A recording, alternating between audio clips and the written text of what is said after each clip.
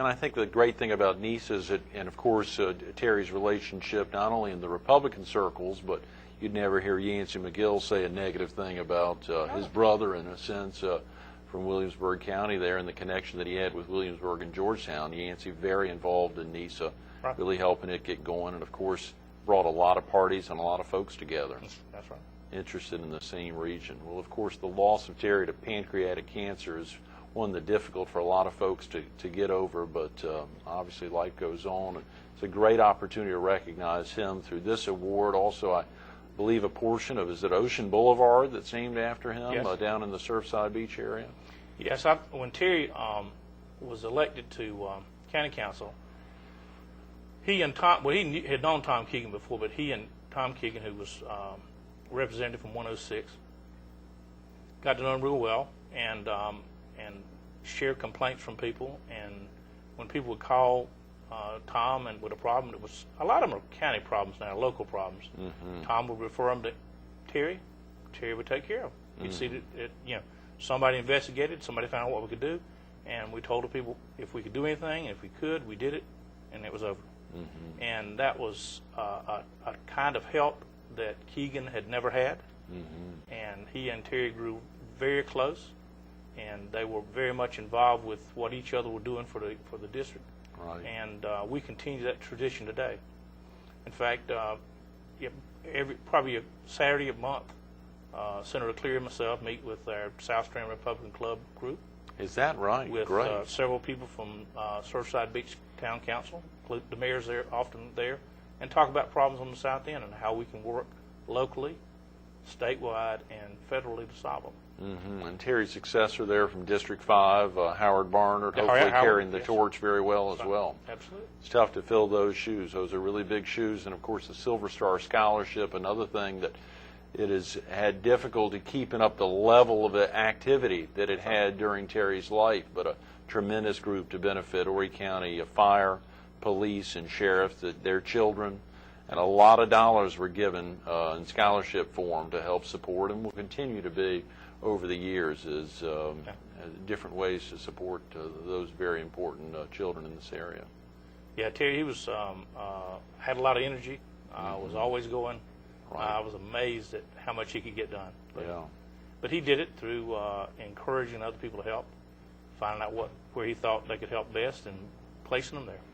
Did Terry have anything to do with you making a decision, Nelson? Actually, it was obviously after his death, but you may have been thinking of that, to actually run for office. Did he have anything to do with prompting you to think seriously about running for District 106? Well, we talked about several things. I mean, of course, whenever, back in those days, Representative Keegan was doing a great job for the South End. He was serving on Ways and Means. Right. And everything was great. We had kind of mapped out some strategy there about what to do after reassessment, kind of see how things would happen. Right. And with that, we had some things, planned about how we would be involved with that in trying to see if we could help with redrawing the district, Right. and making it a stronger Horry County district. And Terry made several trips up to Columbia, talking with Yancey and some others about how that district might be drawn. Sure. Anyway, he had planned to run for the Senate. It was no secret. I remember when I had Ray Cleary came in one day to one of our meetings. It came 2 times, and I said, "So, Ray, why are you here?" He said, "Well, I'm thinking about running for the Senate seat." And I said, "Ray, I love you," because I've known Ray a lot longer than I knew Terry. Ray's a great guy. Yeah. And Ray's doing a great job today He as is. our senator. Absolutely. And very pleased that he was able to take that over. And I say how he did is that, get me there. He always said, "You need to either run for my seat or run for Keegan's seat or something." I said, "Well, if it opens up, I'll think about it."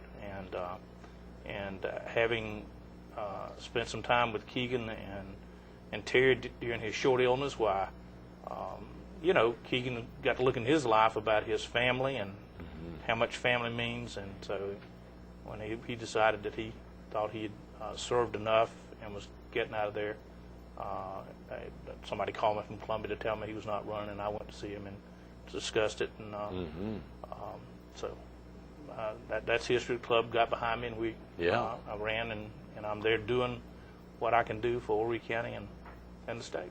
The District 106, for viewers who aren't familiar with that, the territory it covers, it starts where and ends where? It basically is, if we start down in the Georgetown County line, Right. All of it's in Horry County, come up the coast to Ocean Lakes Campground about halfway, go down 544 down to Big Block Road, cross over to 707, and then go up Recreation Road and across the waterway. Mm-hmm. And then it picks up on Brown Chapel Road. Geographically, a large district Over there. to 701 south and back to the Georgetown County line. So I have basically most of the property south of 544, east of the waterway, and the Bucksville area over off of 701. Senator Cleary has all of my district over on this side, and Senator McGill represents the Bucksport area on the other side. Boy, that is fascinating, Nelson. So there's a lot of interplay with folks of all parties to commonly get things done, a lot of counting that has to go on that you talk about. You talk about Senator McGill, even in the Senate, he and Senator Cleary have to work together to get things done to really benefit this area. Sure. Of course, the bulk of our viewers are in the PD, as you know, and even parts of southeastern North Carolina, but still a lot of viewers in Horry and Georgetown County, and a lot happening in these areas right now. What are the things that really face you right now that you're spending most of the time with? I know you were, and of course I'd love to spend some time thinking about this past Sunday and y'all's big activities, Easter. We got a few minutes, but what are some of the big things that are facing the state of South Carolina right now, and particularly our part of the Strand? Well, there are a lot of issues out there, but I think one of the most important issues we have here in Horry County, and especially 106, is roads. And obviously, SCDOT reorganization is really high on my priority this year about what we're going to do. Both the House version of reorganization and the Senate version redraw the districts instead of by congressional district the way they are now, but by highway districts. And by highway districts, we are put in with 7 counties in the PD region out of the Florence District Office. And so that aligns back up with NISA, and I think that may be politically a better deal for us than being in first congressional district. I know that, and we have one district engineer instead of 2 commissioners, representing us. I think it could play well into the NISA connection and to continue to get funding for I-73 and our SEL project for the South End. Yes, that's tremendous. And that roads are going to happen, Nelson. No, they're happening. In fact, I-73 is coming through my Easter egg hiding grounds. Where you were this past Sunday, you all had, yes. of course, a big eat. We just got a couple of minutes. Share with viewers what all was happening this past Sunday and what you all have been doing year after year on Easter. Well, I just for people to understand our pain in roads, we have, I know probably a 60-year tradition of hiding Easter eggs in my mother's family. And I'm 55, so I can remember 50 of them very well. And we've been hiding eggs probably 25 years, 25, 30 years at a location by our fish pond out in western Horry County. And I-73 is staked right now to come right down the middle and wipe it out. But we had a great time. It was cold, but kids come out. We separate them into 2 groups, kindergarten and under, or first grade and under, depending on what the kids are, so we kind of divide the eggs. We hide 140, 150 dozen eggs. No. 2 Easter eggs. Oh, wait, yes. 140 dozen. Dozen. Son of a gun. Dozen. And we generally find 90% plus. Is that right? Every time, and we give out 2 Easter eggs, and everybody has fun. But we pick on grandmothers because grandmothers, my mother and her sisters, are able to help the kids, the younger kids, hide eggs, and you don't want to get in there. That's tough.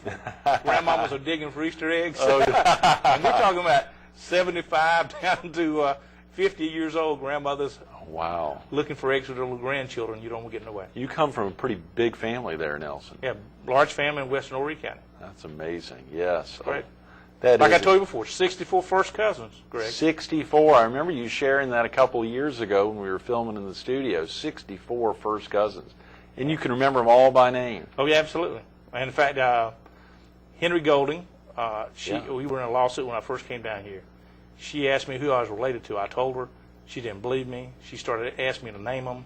I named them for like 14, 16 pages, and she said, "You can stop, Mr. Hardwick. I believe you." But I do know them. I know of them. I'm concerned about their future. Yeah. I'm concerned about the community's future, and I rely on my family to help me be a better representative for all people in South Carolina. That's tremendous. Those are great words. Nelson, thanks so much for being with us this morning, and congratulations on the big award. Always a pleasure. Absolutely.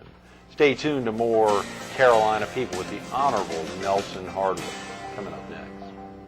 Often you not only have a week that's primarily focused on families, but an entire day. This morning's interview started with family and wrapped up with family. You hear Nelson talk about it's all about relationships. You know, earlier this week, Brian Simpson kicked off the week talking about the birth of his son 11, 12 weeks early.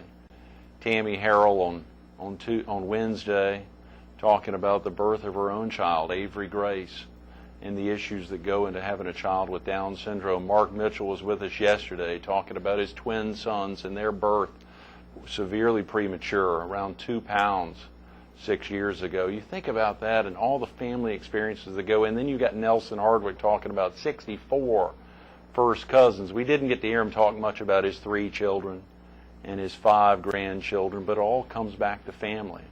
Whether it's the family of all the citizens around in District 106 who worked hard to get him elected, whether it's the family of Terry B. Cooper and so many that worked hard to get him elected when he ventured out to run for District 5, and all the other families that these 2 men have touched and have made a difference in their lives. Whether it was the big family on Easter this past Sunday and those ages at a very early age up to 75 out in a field next to a pond out near Gallivan's Ferry. Think about that on a Sunday afternoon out in the cold, but to getting out and searching for those 140 dozen eggs. It's all about family, making a difference every day for the citizens of South Carolina, for the citizens of District 106, and for you.